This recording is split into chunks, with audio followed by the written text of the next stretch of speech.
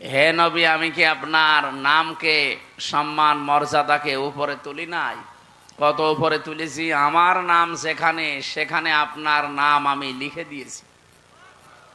আমাদের আদি পিতা হযরত আদম আলাইহিস সালাম, আপনারা জানেন, এই পৃথিবীতে 350 বছর পর্যন্ত তিনি কেঁদেছিলেন, তো মাপ পাননি।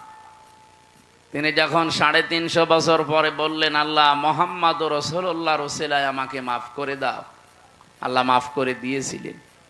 কিন্তু প্রশ্ন করেছিলেন যে এই নাম তুমি জানলে কি করে, কোথায় পেয়েছো এই নাম?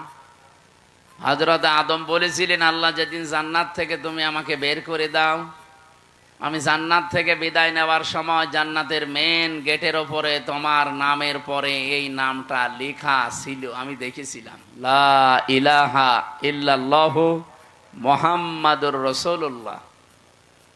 আমি মনে করলাম যে এই নামটা দামি নাম হবে, অবশ্যই তোমার নিকটবর্তী কেউ হবে, নয়তো তোমার নামের পাশে এই নামটা থাকতো না। আল্লাহ ওই দিন তার মর্যাদা জানিয়েছিলেন যে এটা তোমারই সন্তান হবে, এটা পৃথিবীর শ্রেষ্ঠ মানুষদের একজন।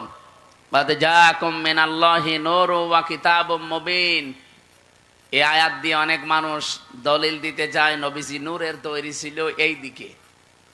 এখান থেকে কয়েকটা শিক্ষা আমরা বের করতে পারি। বলেন তো, আল্লাহ জিজ্ঞাসা করার জবাব দিলেন কি? যে এই লোকটার ওসিলা দিয়ে যে তুমি মাপ চাইলে, এই লোকটাকে তুমি এখনো জানো না, লোকটা তোমার সন্তান, এ দুনিয়াতে তোমার পরে যাবে।